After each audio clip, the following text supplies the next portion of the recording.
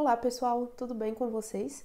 Meu nome é Juliana Moreira e hoje eu tô aqui para contar para vocês 3 erros super comuns que acompanham os alunos durante a prova de redação do Enem. Vou explicar para vocês qual é o erro e mostrar qual é a forma correta para que vocês não errem mais.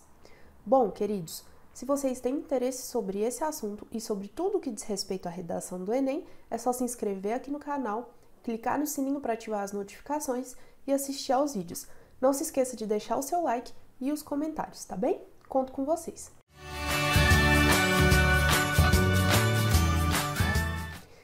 Pessoal, é o seguinte, então, como eu adiantei aqui para vocês, o nosso vídeo de hoje é sobre 3 erros comuns cometidos na redação do Enem. São 3 erros que estão relacionados à parte gramatical, tá? Então, eles tiram nota na competência 1 e em relação ao uso do coesivo, que tira nota na competência 4. Então, são equívocos que fazem você perder nota ou na competência 1 ou na competência 4. Vou mostrar aqui para vocês. A gente vai trabalhar hoje com a crase, né? Eu sei que muita gente fica assustada, muita gente tem medo. Eu não sei usar isso não. Mas hoje a gente vai resolver esse problema. A gente vai trabalhar com a ideia de onde. Sabe quando vocês escrevem a palavra onde lá na redação? Então, a gente vai aprender o contexto certo de usar essa palavra e a gente vai aprender a usar a medida que ou na medida em que. Entender a diferença dessas duas para que a gente possa fazer o uso correto na nossa redação, tá bem? Então, vou começar aqui com vocês. Eu sei que crase, as pessoas costumam ter uma resistência, mas eu juro que uma vez que você entende o que é a crase, ela fica muito mais tranquila e deixa de ser um pesadelo. Só lembrando que para atingir uma nota 200 na competência 1 da redação do Enem, você não pode ter mais do que 2 erros. Então, se você não sabe usar a crase, tem muita chance de você já ter mais do que 2 erros no seu texto. Então, é muito, muito importante que a gente saiba fazer o uso correto da crase. Então, eu vou mostrar aqui para vocês.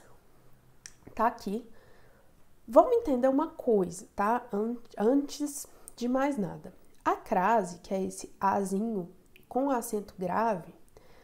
Primeiro, pessoal, o acento é o acento grave, ele é tombado para a esquerda. Não é o acento agudo tombado para a direita. Cuidado na hora de escrever isso na redação. Ju, faz diferença? Faz toda a diferença. O A com acento agudo não é uma crase, é um A com acento agudo.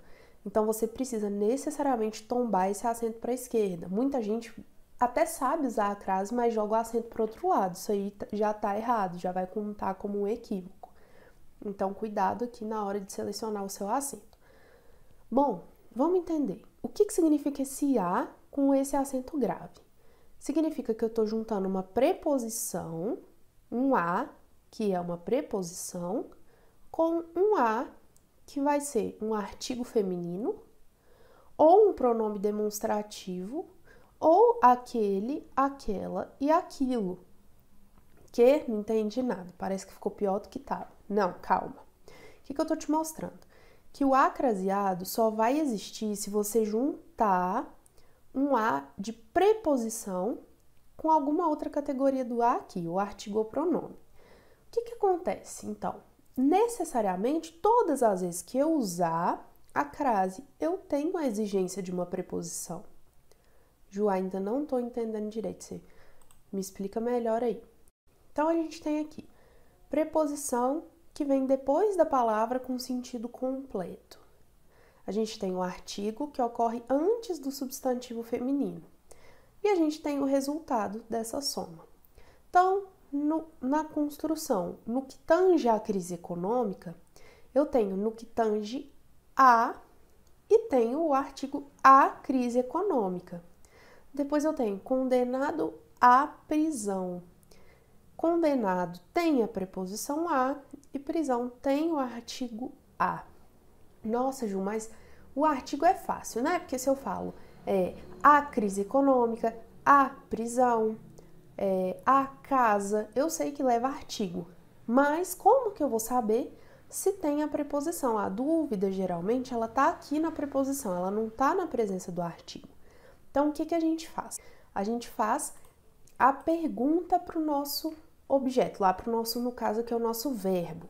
Então, vou perguntar, é condenado, vai ter preposição ou não vai? Você tem que voltar para o seu verbo e falar assim, quem é condenado, aí você pensa na resposta, sempre vai ser condenado a alguma coisa. Se a pessoa é condenada a alguma coisa, significa que eu tenho a exigência da preposição.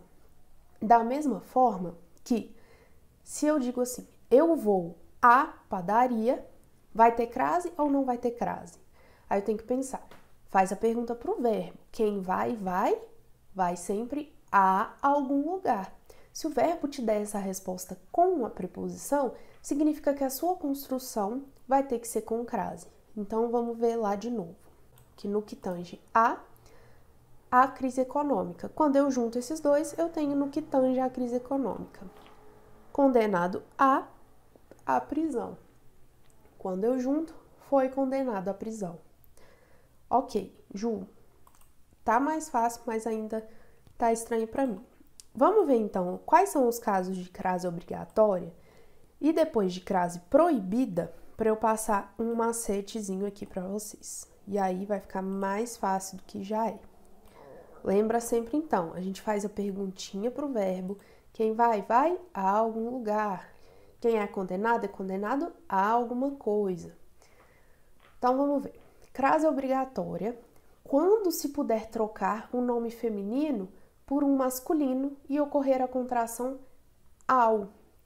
Vamos voltar naquele quadro anterior, então. Olha aqui. Vamos supor que ao invés de ser condenado à prisão, a pessoa que, no caso, fosse condenada ao silêncio. Foi condenado ao silêncio. Eu não diria condenado ao, ou eu diria foi condenado ao silêncio. Aí eu tô condenando o silêncio propriamente, né? Eu peguei o silêncio e condenei. Mas não é esse o sentido que eu quero. Eu quero condenar alguém a ficar em silêncio. Então, ele foi condenado ao silêncio. Como eu usei essa junção de a mais o, significa que quando a palavra aqui for feminina, né, ela vai ter a presença de crase. Por quê? Porque quando era masculina, no caso do silêncio, eu tinha a presença do o. Então, quando é feminina, eu tenho a presença da crase. Vamos voltar aqui um pouquinho. O que eu estou dizendo? Que quando eu tenho a preposição a, mais o artigo o, geralmente eu não erro. Eu sei colocar o ao. Então, no caso do eu vou à padaria, eu tenho dúvida se tem crase. Mas eu digo eu vou ao mercado. Ou eu falo eu vou ao mercado. Não, eu digo eu vou ao mercado. Se quando a palavra é masculina, como o caso do mercado, e eu utilizo ao, significa que quando a palavra for feminina nessa construção, no caso padaria, eu vou precisar necessariamente da crase. Então, pessoal, todas as vezes que vocês tiverem dúvidas, o que vocês vão fazer é muito simples, é substituir lá na sua construção a palavra feminina por uma palavra masculina e ver se vai acontecer essa contração ao. Se acontecer, é porque quando a palavra for feminina, você precisa colocar a crase. Bom, então vamos ver aqui. Essa problemática se deve à negligência governamental. Beleza, Ju, não tenho certeza se tem crase, estou na dúvida. O que eu faço? Você tem duas alternativas. Primeiro, fazer a perguntinha aqui para o verbo. Essa problemática se deve. Uma problemática se deve sempre a alguma coisa, não é mesmo? Tem que ter uma motivação. Então, essa problemática se deve à negligência governamental. Se a minha resposta foi se deve a alguma coisa, é porque eu tenho a preposição. Então, eu vou ter aqui a contração preposição mais artigo. Ah, Ju, esse jeito eu ainda achei difícil. Então, faça o seguinte. Mantenha a estrutura, essa problemática se deve. E aqui, você substitui negligência governamental por uma palavra no masculino, que tenha mais ou menos o mesmo sentido. Então, essa problemática se deve ao descaso do governo. No caso aqui, eu tenho ao, porque eu tenho um nome no masculino, que significa que quando eu tiver aqui um nome no feminino, eu tenho a presença da crase. É como se eu tivesse aqui, eu tenho a mais o. Aqui eu tenho a mais a. A diferença é que ao invés de escrever 2 as, eu marco ele com o acento grave, tá? É tranquilo, gente, tranquilo. Quando a gente vê que a crase é tranquila, aí a gente para de ter medo dela e ela fica mais fácil. Então, não comece a querer entender a crase já dizendo que você não sabe, que você não entende, que é muito difícil, porque não é difícil. Se você não erra o uso do ao, você não vai errar o uso da crase, e você não erra o uso do ao, porque é comum já na nossa linguagem, mesmo informal, que esse uso aconteça de forma natural. Então, se você sabe usar quando está no masculino, você vai saber quando está no feminino. Vai te dar um pouquinho mais de trabalho, porque você vai ter que raciocinar se ao contrário seria ao. Uma vez que você se lembra de fazer isso, tá tranquilo, você não vai ter dúvidas em relação ao uso. E aqui, pessoal, é importante dizer uma coisa. Eu tô falando da aplicação de crase na redação do Enem, exclusivamente na redação do Enem. Por que isso? Porque a gente tem outros casos de crase obrigatória que eu não tô passando para vocês, porque são casos mais específicos e que na construção é muito difícil que eles apareçam na redação do Enem, porque não tem contexto para que isso aconteça.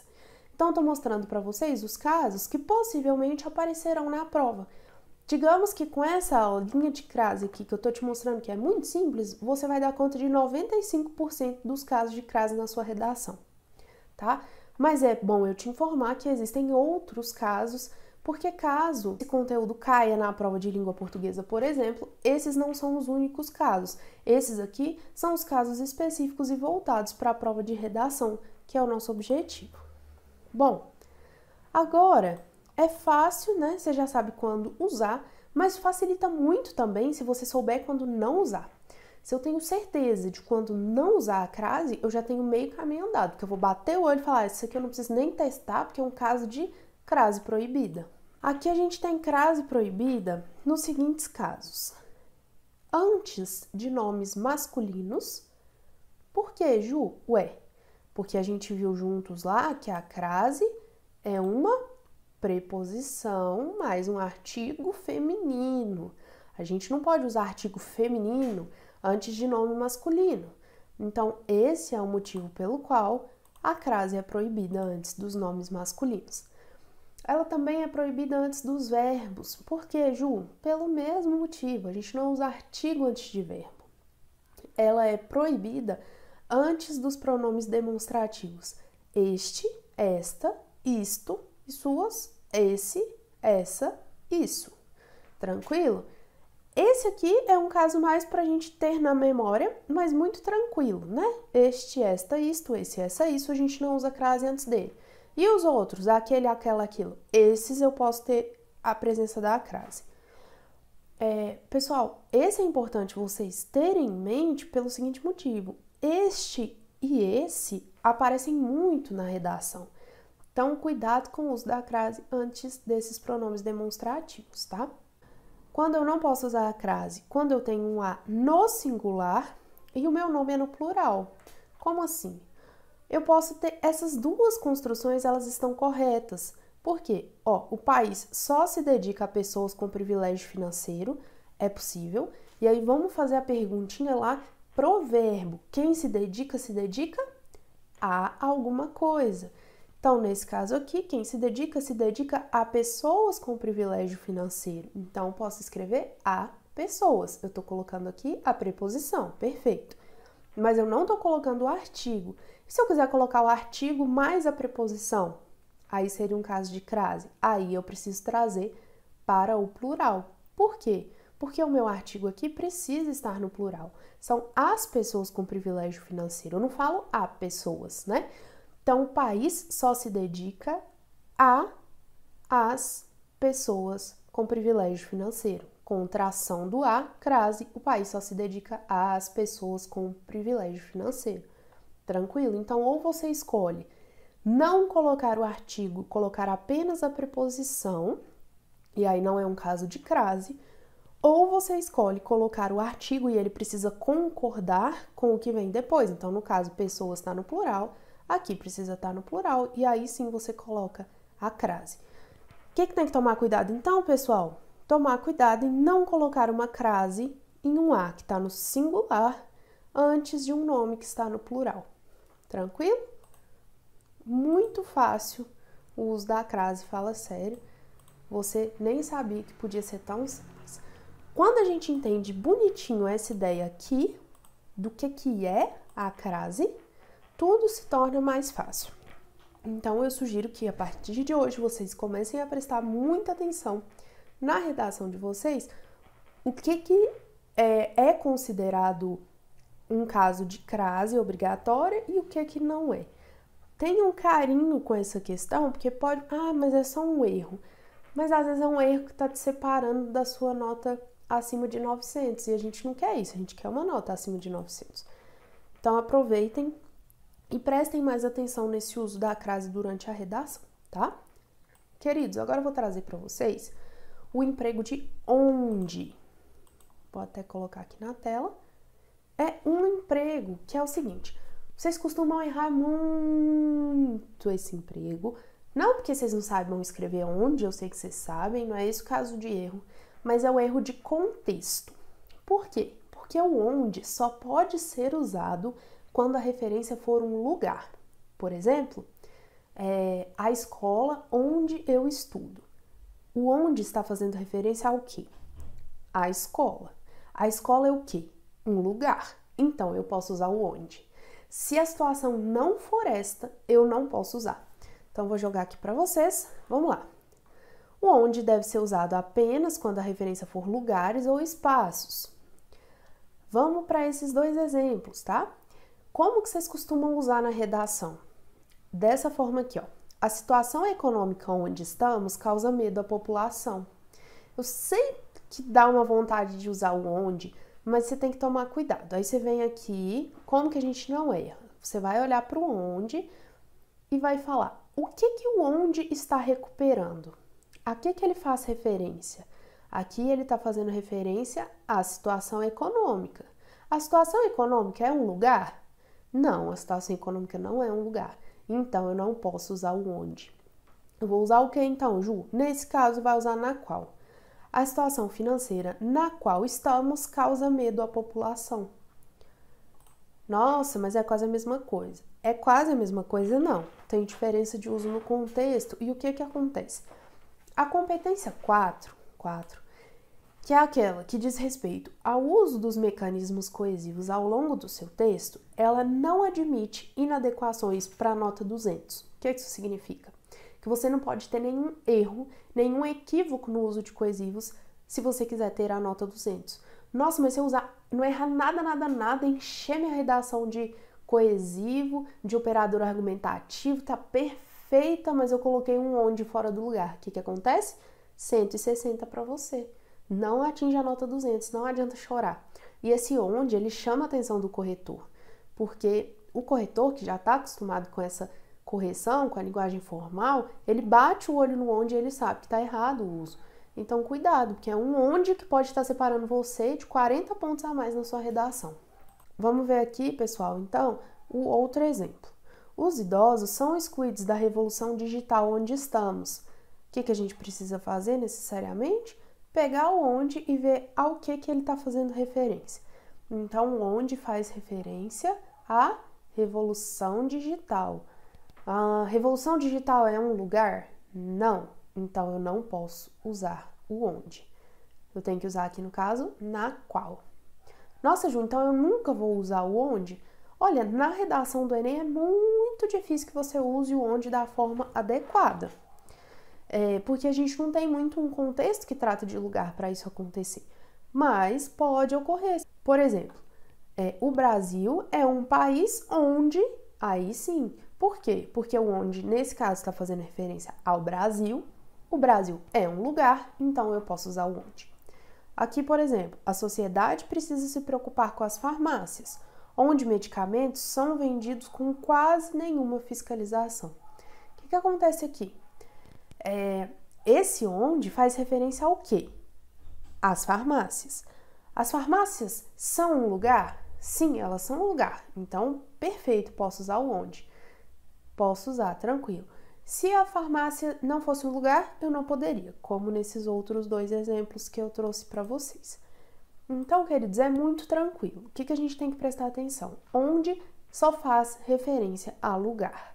Saiu desse contexto, o uso está equivocado. E aí, para a gente ter certeza, sempre que você for usar o onde na sua redação, faça essa perguntinha.